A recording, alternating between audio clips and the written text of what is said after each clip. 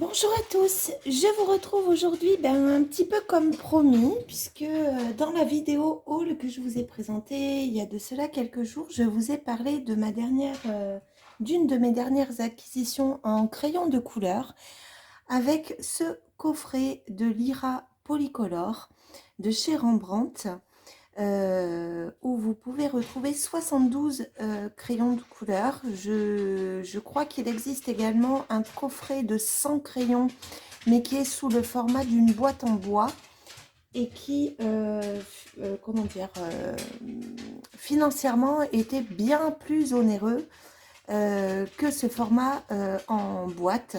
Donc ne connaissant pas vraiment ces crayons, je n'avais pas envie d'investir, je crois que c'était plus de 200 euros la boîte en bois, d'autant que visiblement, vous pouvez, les teintes complémentaires sont plutôt des dégradés de gris ou de sépiage, je ne sais plus exactement.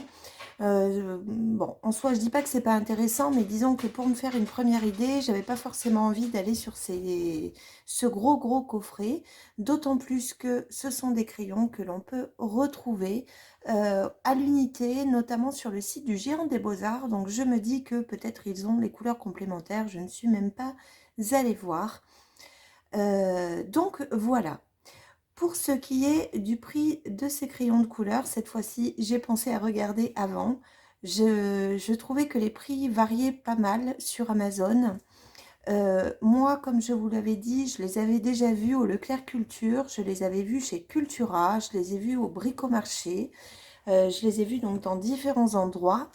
Et le moins cher que j'avais trouvé était sur Amazon, où ils étaient en promotion et où, à l'heure où je vous tourne cette vidéo, ils le sont toujours. Vous avez donc cette boîte de 72 crayons pour environ 60, dans les 70 euros. Vous voyez, j'ai déjà oublié, dans les 70 euros à peu près. Au lieu de 112 euros, je crois, le prix a priori initial. Alors, quand il vous arrive, donc il arrive sous ce packaging qui est pour la boîte très jolie, sauf que ce n'est pas la boîte que vous allez trouver, ce n'est que le carton qui recouvre une boîte métallique que je vais vous sortir si j'y arrive. Donc, vous recevez donc ces crayons dans cette boîte métallique avec le logo Lyra dessus. Alors moi j'ai mis les crayons en trousse, donc la boîte est vide, mais il vous arrive sous cette forme. Donc vous avez deux racks de crayons. D'ailleurs c'est moi qui l'avais mal mis parce que normalement il y avait ces petites encoches sur les côtés qui vous permettent de sortir plus facilement vos plateaux. Il y a également un gage de qualité en fait sur chacun des racks qui porte un numéro et qui permet de vous assurer de la vérification technique de chaque plateau. On est vraiment sur des crayons qui sont de gamme artiste, bien qu'on ne soit pas non plus dans des prix exorbitants par rapport à d'autres gammes de ce style. Alors vous voyez, je peine un peu à les remettre, hein, donc c'est vrai que ce sont des plastiques ces plateaux, donc c'est pas terrible. Alors moi ça me gêne pas parce que de toute façon je ne garde pas mes crayons dans les packaging d'origine. Mais voilà, ils arrivent donc sous ce format. Moi du coup j'ai acheté une nouvelle trousse parce que je n'avais plus de place dans les précédentes, donc j'ai choisi de prendre une trousse donc dans cette couleur parce que j'ai des doublons en fait. Donc pour le moment j'avais deux noirs, deux roses, deux vertes, etc. Et j'avais qu'une parme. Donc c'est pour ça que je suis repartie sur cette couleur de trousse. On s'en fiche un peu mais bon. Et donc j'y ai mis mes Lyra. Donc mes 72 crayons. Donc dans ce set de 72 crayons, il vous est également donné deux blenders qu'ils appellent Splendor d'ailleurs, de la marque Lyra. Donc il y en a un par plateau quand vous découvrez votre boîte.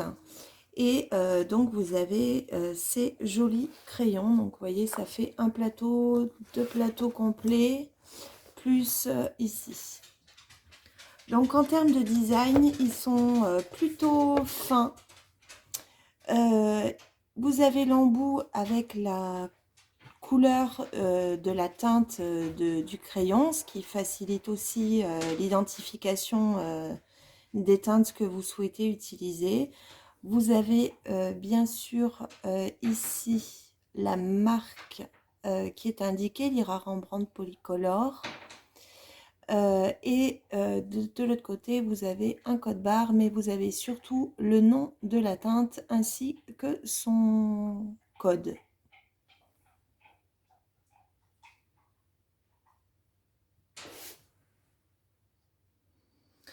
Donc c'est vrai qu'en termes d'ergonomie, ils sont très agréables. Ce sont des crayons donc qui sont ronds.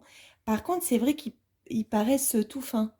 Voilà, là par exemple, je viens de finir un coloriage au polychromos, donc j'ai pris l'habitude finalement du diamètre de ces crayons, et ceux-ci sont beaucoup plus fins. Donc voilà. Après, ils sont très agréables à la prise en main. Il n'y a pas du tout de souci. Alors maintenant, pour ce qui concerne le nuancier. Attendez, je vais remettre celui que j'ai sorti à sa place. Alors, le voici. Je vais essayer de dézoomer un petit peu pour que vous puissiez le voir en entier. Est-ce que là, on a tout? Oui. Donc, le voici. Donc, on a un nuancier qui est vraiment très homogène, très joli. Vous avez de jolis jaunes, orangés, rouges. Il y a, ce que je vous avais dit, peu de rose, mais en même temps, sur un nuancier de 72 teintes, il y a peu de chances pour qu'on retrouve quand même comment dire, un dégradé de rose ou de violet même très important. Puisqu'en règle générale, ils vont privilégier davantage voilà, ces teintes-là qui le sont ici, en l'occurrence donc les jaunes orangés, les bleus, mais aussi les verts. Donc vous voyez qu'il y a de très très jolis bleus, il y a un bleu clair là qui est très très beau, le sky blue. Je trouve aussi que dans les verts, j'aime beaucoup le grey green ici. Donc comme vous le voyez, moi sur le nuancier, par rapport au crayon que je vous ai montré, je vous en sors un autre. Je vous ai dit qu'il y avait un petit numéro ici. Je ne sais pas si vous voyez bien. Et en fait, c'est un numéro un peu à rallonge, puisque là, il y a marqué en réalité 2000, non, 20 000 et 30. Donc moi, j'ai gardé uniquement les 3 derniers chiffres sur mon nuancier pour faciliter les choses. Et donc, voilà, vous voyez, du coup, moi, le gray green, ça correspond au numéro 072. Il y a aussi de jolies teintes un peu rouges, rouge ocre. Par contre, il y a un seul marron, c'est le Van Dyck. Alors ça, par contre, c'est un peu surprenant qu'il n'y en ait même pas deux. Là, c'est du raw amber, mais pour moi, ça tire quand même beaucoup plus sur l'ocre que sur le marron. Là, vous avez le dark sepia qui est par contre très très très foncé. Et puis vous avez donc un gris clair, un gris intermédiaire et puis deux gris jusqu'au plus foncé des deux qui tirent vraiment vers le noir et puis le noir. Donc voici ce que vous pouvez retrouver dans ce nuancier des Lyra.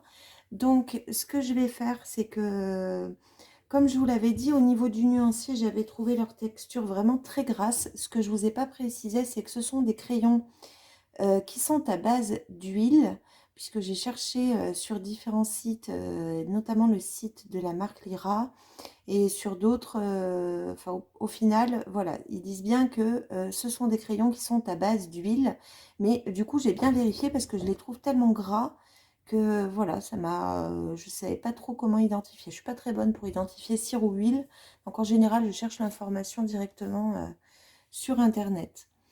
Donc ces crayons à base d'huile, donc je vais essayer de les expérimenter sur un coloriage parce que là sur le nuancier, il me paraissait donc plutôt gras, très gras même, plus grand en tout cas que ce que je pensais. Il ne grattait pas le papier du tout. J'attends juste maintenant de pouvoir les essayer sur un, entre guillemets, un vrai colo pour me rendre compte.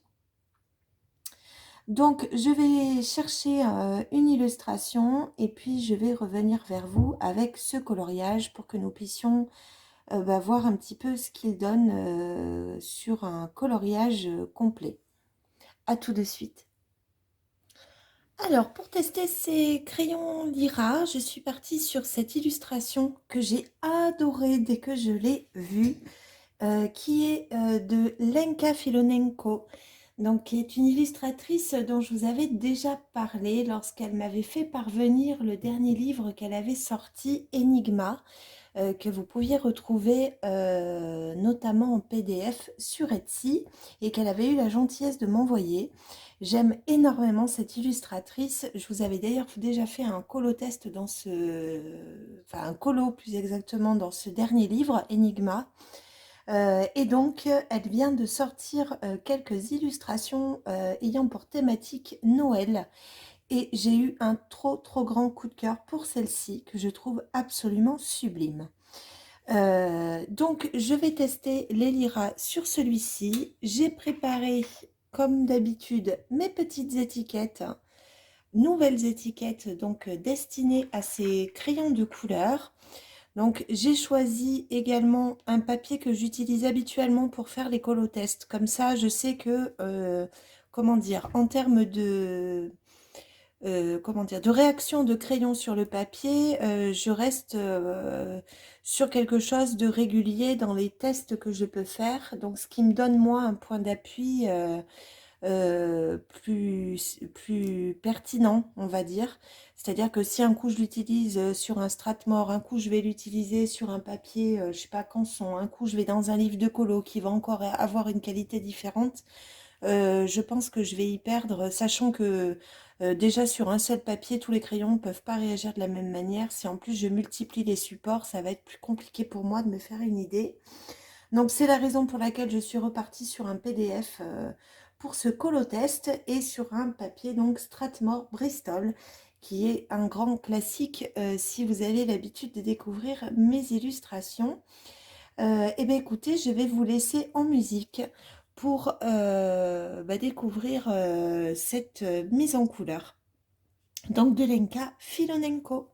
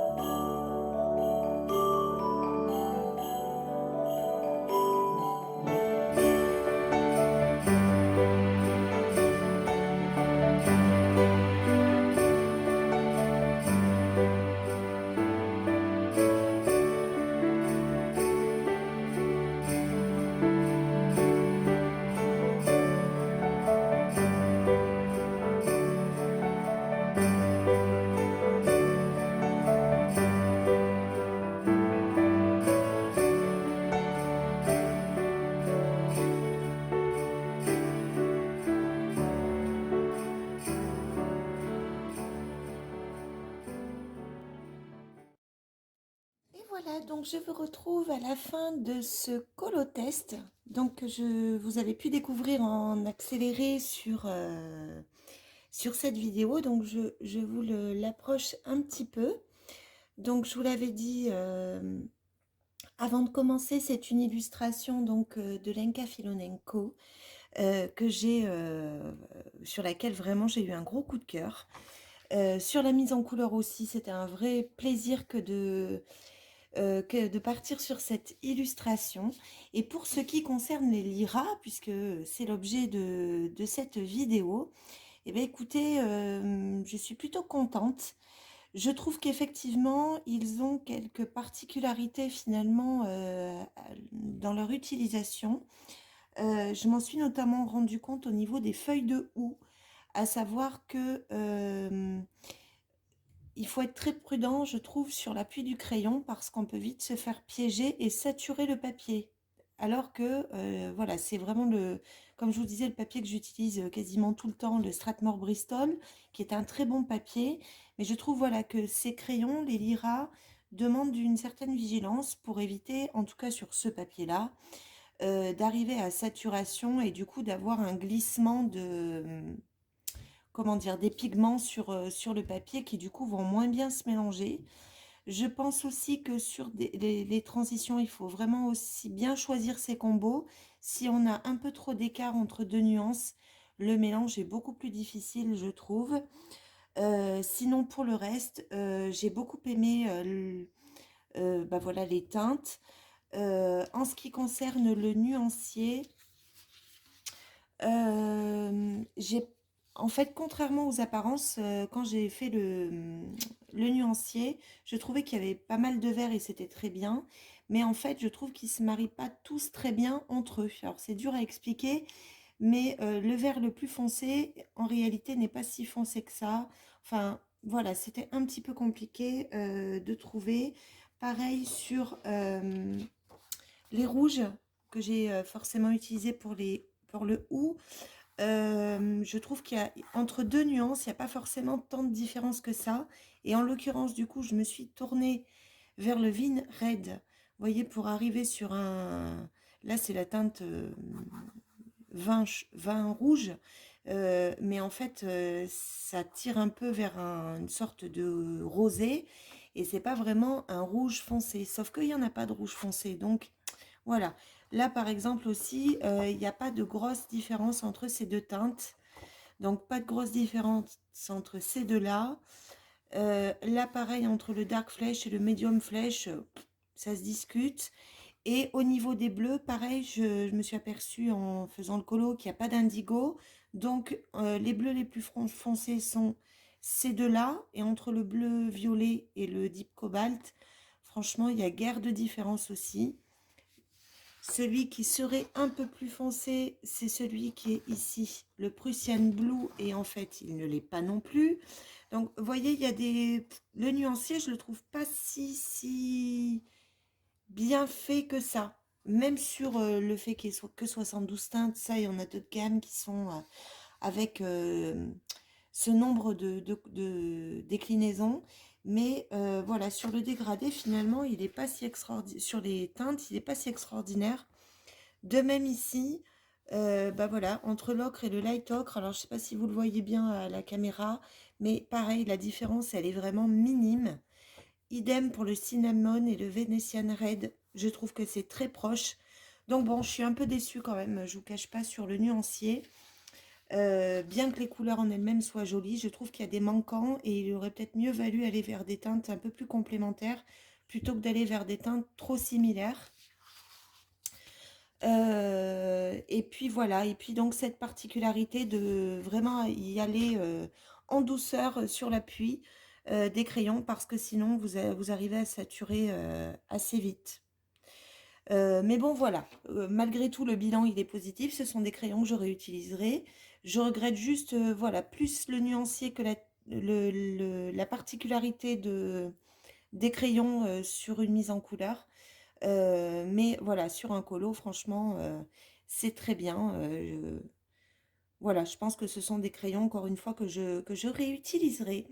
Voilà, mais en étant quand même, en partant, je pense, sur des illustrations où je vais pas aller sur, peut-être, je vais éviter par exemple la monochrome parce que je vais être vite limitée en raison de cette particularité de leur nuancier. Voilà ce que je pourrais en dire de ces crayons de couleur. Bon, voilà, donc j'ai eu quelques retours suite au haul dans lesquels je vous avais parlé de ces crayons, où beaucoup d'entre vous, enfin, des personnes qui ont fait des commentaires faisaient partie des aficionados des Lyra, si je peux le dire comme ça. Euh, je le comprends, ils sont très bien. Après, voilà, ça ne sera pas un gros coup de cœur pour moi, ces crayons. Mais bien sûr, ça n'engage que moi, hein. C'est vraiment lié à ma manière de colorier et peut-être aux manières que j'ai d'utiliser les crayons ou différentes déclinaisons de couleurs. Mais en dehors de ça, on ne peut pas du tout dire que ce sont de mauvais crayons. Absolument pas, ce sont de bons crayons de qualité. Ils s'usent peu, ils poudrent quasiment pas. Donc en termes de solidité, ils sont vraiment très agréables, ces crayons à l'huile. Et puis voilà. Donc, eh bien, sur ce, je vais vous souhaiter une très belle fin de journée. Je ne sais toujours pas à quel moment sera publiée cette vidéo, mais quoi qu'il en soit, passez une bonne journée ou une bonne soirée. On se retrouve très vite pour de nouveaux colos. Et puis d'ici là, prenez soin de vous. Merci beaucoup. Au revoir.